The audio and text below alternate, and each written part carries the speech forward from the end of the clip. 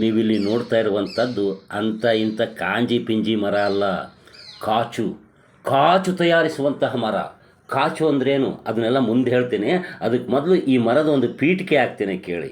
ಇದು ಔಷಧೀಯ ಗುಣಗಳಲ್ಲಿ ಹೆಚ್ಚಿರುವಂತಹ ಬಹಳ ಮಹತ್ವದ ಮರ ಆಗಿದ್ದು, ಆಯುರ್ವೇದದಲ್ಲಿ ಈ ಮರಕ್ಕೆ ತನ್ನದೇ ಆದಂತಹ ಒಂದು ವಿಶೇಷವಾದಂತಹ ಸ್ಥಾನಮಾನ ಇದೆ.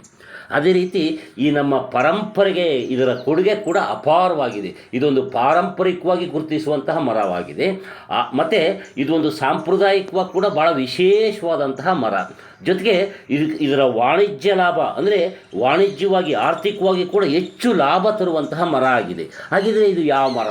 ಇದು ಕಗ್ಗಲಿ ಮರ. ಕನ್ನಡದಲ್ಲಿ ಕಗ್ಗಲಿ ಮರ ಅಂತೇಳಿ ಕರೀತಾರೆ. ಇದನ್ನು ಸಂಸ್ಕೃತದಲ್ಲಿ ಖದಿರ ಅಂತೇಳಿ ಕರೀತಾರೆ. ನೀವೆಲ್ಲರೂ ಕೂಡ ಒನಕೆಯನ್ನು ನೋಡಿರ್ಬೋದು. ಈಗಿನ ಪೀಳಿಗೆಯ ಜನ ಒನಕೆಯನ್ನು ನೋಡಿರಲಿಲ್ಲ ಅಂದರೂ ಅಟ್ಲೀಸ್ಟ್ ಕೇಳಿರ್ತೀರಿ ಅಂತ ಹೇಳಿ ಭಾವಿಸ್ತೀನಿ.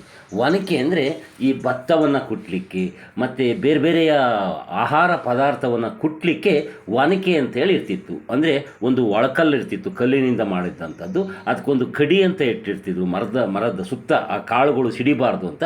ಅದನ್ನು ಕುಟ್ಟಲಿಕ್ಕೆ ಒನಕೆಯನ್ನು ಬಳಸ್ತಾಯಿದ್ರು. ಆ ಒನಕೆಯನ್ನು ಮಾಡ್ತಿದ್ದ ಮರವೇ ಇದು. ಕಗ್ಲಿ ಮರದಿಂದಲೇ ಬಹುತೇಕ ಒನಕೆಯನ್ನು ಮಾಡ್ತಾಯಿದ್ರು. ಕಗ್ಲಿ ಮರವನ್ನು ಬಿಟ್ಟರೆ ಕಮ್ರುದ್ ಮರದಲ್ಲಿ ಒನಕೆಯನ್ನು ಮಾಡ್ತಿದ್ರು. ಅಷ್ಟು ಗಟ್ಟಿಮುಟ್ಟಾದಂತಹ ಮರ ಈ ಕಗ್ಲಿ ಮರ. ಇಂಥ ಒನಕೆಯನ್ನು ನೋಡಿಲ್ಲ ಕೇಳಿಲ್ಲ ಅನ್ನೋರು ಅಟ್ಲೀಸ್ಟು ಈ ಒನಕೆ ಓಬವ್ವ ಅನ್ನುವ ಹೆಸರನ್ನಾದರೂ ಕೇಳಿರ್ತೀರಲ್ವ. ಈ ಒನಕೆ ಓಬವ್ವ ಐತಿಹಾಸಿಕವಾಗಿ ಬಹಳ ವೀರ ಮಹಿಳೆ ಅಂತಲೇ ಹೆಸರಾಗಿದ್ದಾರೆ. ಈಕೆ ಈ ನಮ್ಮ ಏನು ಚಿತ್ರದುರ್ಗದ ಕೋಟೆ ಇದೆಯಲ್ಲ, ಸುಭದ್ರವಾದಂತಹ ಕೋಟೆ, ಇವತ್ತಿಗೂ ಕೂಡ ಅಷ್ಟೇ ನೋಡಲಿಕ್ಕೆ ಚೆಂದಿದೆ.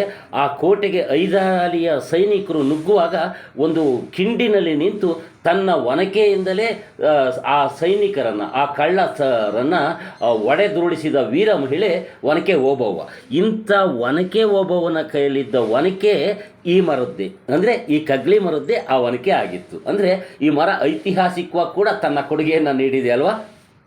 ಹಿಂದೆ ಪ್ರತಿಯೊಂದು ಮನೆಯಲ್ಲೂ ಗೃಹ ಬಳಕೆಗಾಗಿ ಅತ್ಯಗತ್ಯವಾಗಿದ್ದ ಒನಕೆ ಇವತ್ತು ಆಧುನಿಕತೆ ಭರಾಟೆಯಲ್ಲಿ ಕಾಣೆಯಾಗಿದೆ ನಿಜ.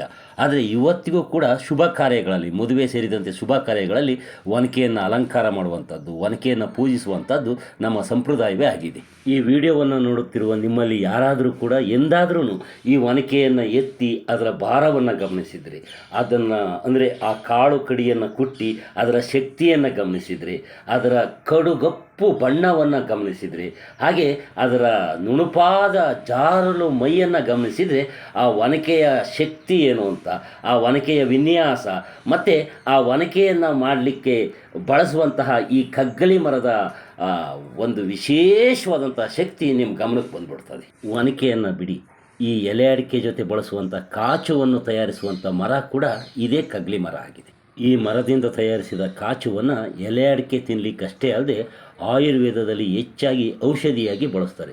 ಈ ಕಾಚು ಅಂದರೆ ವಿಶೇಷವಾಗಿ ಕಗ್ಲಿ ಮರದಿಂದ ದೊರೆಯುವ ಒಂದು ಬಗೆಯ ಮರದ ಸಾರ ಅದಾಗಿದೆ.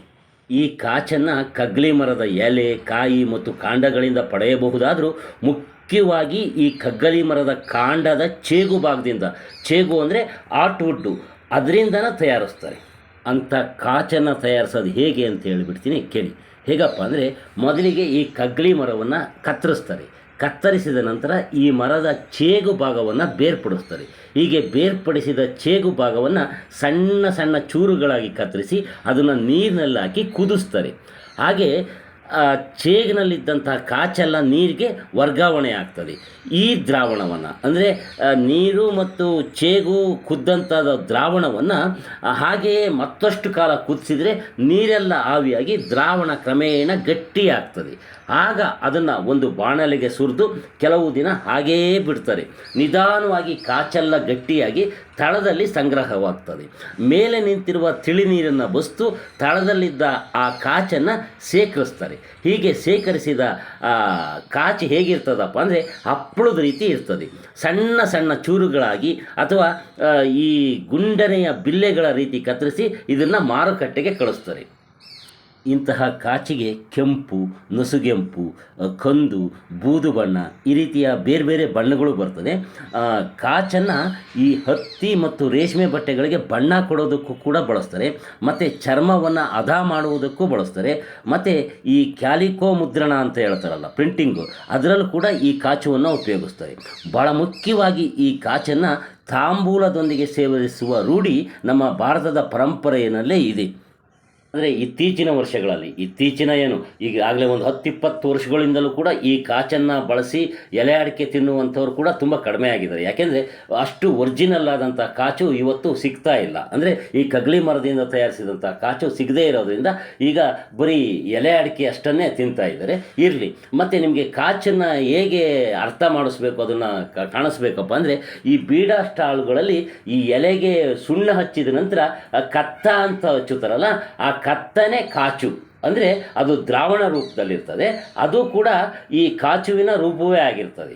ಆದರೆ ಆ ಕಾಚುವನ್ನು ಈ ಕಗ್ಲಿ ಮರದಿಂದ ತಯಾರಿಸ್ತಾರ ಅಥವಾ ಬೇರೆ ಏನಾದ್ರು ರಾಸಾಯನಿಕ ಬಳಸಿ ತಯಾರಿಸ್ತಾರ ಅಂತ ಕೇಳಿದರೆ ಅದನ್ನು ಆ ಬೀಡಾ ಸ್ಟಾಲ್ನವ್ರನ್ನೇ ಕೇಳಬೇಕು. ಯಾಕೆಂದರೆ ಇವತ್ತು ಒರಿಜಿನಲ್ ಆದಂಥ ಕಾಚು ಅಥವಾ ಕತ್ತ ಸಿಗುವಂಥದ್ದೇ ಭಾಳ ಭಾಳ ಅಪರೂಪ ಆಗೋಗಿದೆ.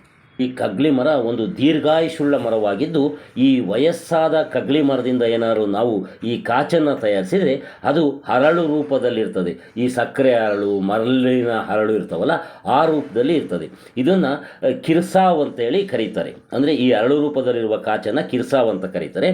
ಇದು ಬಹಳ ಬೆಲೆ ಬಾಳುವಂತಹ ವಸ್ತು ಆಗಿದೆ. ಇದನ್ನು ಕೂಡ ವಿವಿಧ ರೋಗಗಳಿಗೆ ಔಷಧಿಯಾಗಿ ಉಪಯೋಗಿಸ್ತಾರೆ. ಇಂಥ ಬೆಲೆ ಬಾಳುವ ಕಾಚನ್ನು ಈ ಕಗ್ಲಿ ಮರದಿಂದ ತಯಾರಿಸಲಿಕ್ಕಾಗಿ ಅನೇಕ ಕಾರ್ಖಾನೆಗಳಿದ್ದಾವೆ. ಅದರಲ್ಲೂ ಕೂಡ ಈ ಮಹಾರಾಷ್ಟ್ರದ ಸಾವಂತವಾಡದಲ್ಲಿ ಅತಿ ಹೆಚ್ಚು ಕಾರ್ಖಾನೆಗಳು ಈ ಕಗ್ಲಿ ಮರದಿಂದ ಕಾಚು ತಯಾರಿಸುವಂಥವೇ ಆಗಿದ್ದಾವೆ. ಜೊತೆಗೆ ಈ ಕಾಚನ್ನು ಅನೇಕ ಕುಟುಂಬಗಳು ಸಾಂಪ್ರದಾಯಿಕವಾಗಿ ಅಂದರೆ ತಮ್ಮ ಕಸುಬನ್ನಾಗಿ ಮಾಡಿಕೊಂಡು ತಯಾರಿಸ್ಕೊಂಬರುವಂಥದ್ದು ಕೂಡ ಇದೆ. ಹೀಗೆ ಈ ಕಗ್ಗಲಿ ಮರದಿಂದ ಕಾಚನ್ನು ತಯಾರಿಸುವಂಥದ್ದು ತಮ್ಮ ಕುಟುಂಬದ ಕಸುಬನ್ನಾಗಿ ಮಾಡಿಕೊಂಡಿರುವಂಥವ್ರು ಈ ಉತ್ತರ ಕರ್ನಾಟಕದ ಗದಗ್ನಲ್ಲಿದ್ದಾರೆ ಅಂತೇಳಿ ನಾನು ಪತ್ರಿಕೆಯೊಂದರಲ್ಲಿ ಓದಿದ್ದೆ. ಆ ಗದಗ್ನಲ್ಲಿರುವ ಅವನೂರು ಕುಟುಂಬದವರು ಅವರು ತಮ್ಮ ಮನೆಯಲ್ಲೇ ಭಾಳ ಹಿಂದಿನಿಂದಲೂ ಕೂಡ, ಅಂದರೆ ತಮ್ಮ ತಾತ ಮುತ್ತಾತನ ಕಾಲದಿಂದಲೂ ಕೂಡ ಕಾಚನ್ನು ತಯಾರಿಸುವುದನ್ನೇ ತಮ್ಮ ಕುಳ್ಕಸುಬನ್ನು ಮಾಡ್ಕೊಂಡಿದ್ದಾರಂತೆ.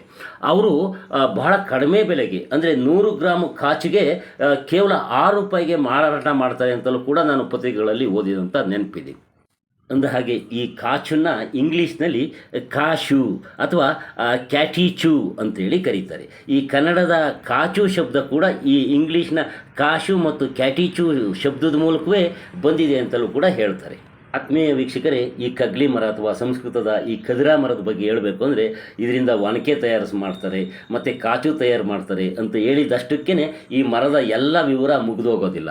ಇದಕ್ಕೆ ಇನ್ನೂ ಒಂದೆರಡು ವಿಡಿಯೋಗಳನ್ನಾದರೂ ಕೂಡ ಮಾಡಬೇಕಾದಂಥ ಮಹತ್ವವಾದಂಥ ವಿಷಯ ಈ ಕಗ್ಲಿ ಮರದಲ್ಲಿದೆ. ಹೀಗಾಗಿ ಈ ವಿಡಿಯೋದಲ್ಲಿ ಈ ಒನಕೆ ಮತ್ತು ಕಾಚು ಇಷ್ಟು ಸಾಕು ಅಂತೇಳಿ ಸುಮ್ಮನಾಗಿದ್ದೀನಿ. ಮುಂದಿನ ಇನ್ನೊಂದು ವಿಡಿಯೋದಲ್ಲಿ ಈ ಮರದ ಮತ್ತಷ್ಟು ವಿವರಗಳನ್ನು ತಿಳಿಸ್ಕೊಡ್ತೀನಿ. ಅದಕ್ಕೆ ಮುಂಚೆ ಈ ವಿಡಿಯೋ ನಿಮ್ಗೆ ಇಷ್ಟವಾಗಿದೆ, ದಯಮಾಡಿ ತಪ್ಪದೆ ಈ ವಿಡಿಯೋ ಒಂದು ಲೈಕ್ ಮಾಡಿ, ಹಾಗೆ ಮುಂದೆ ಇದರ ಬಗ್ಗೆ ವಿಡಿಯೋಗಳನ್ನು ಮಾಡಿ ಅಂತೇಳಿ ನೀವು ಕಾಮೆಂಟ್ ಮಾಡಿ. ಮತ್ತು ಈ ವಿಡಿಯೋವನ್ನು ಶೇರ್ ಮಾಡಿ ನಿಮ್ಮ ಸ್ನೇಹಿತರು ಕಳಿಸಿಕೊಡಿ, ಅವರು ಕೂಡ ನೋಡಲಿ. ಮತ್ತು ನೀವು ನೋಡುತ್ತಿರುವ ಈ ನೇಟಿವ್ ನೆಟ್ ಯೂಟ್ಯೂಬ್ ಚಾನಲ್ಗೆ ಇನ್ನೂ ಸಬ್ಸ್ಕ್ರೈಬ್ ಆಗಿಲ್ಲ ಅಂದರೆ ಈಗಲೇ ದಯಮಾಡಿ ಸಬ್ಸ್ಕ್ರೈಬ್ ಮಾಡ್ಕೊಳ್ಳಿ. ಈವರೆಗೆ ಈ ವಿಡಿಯೋ ನೋಡಿದ್ದಕ್ಕಾಗಿ ತಮ್ಮೆಲ್ಲರಿಗೂ ನಮಸ್ತೆ ನಮಸ್ತೆ ನಮಸ್ತೆ ನಮಸ್ತೆ.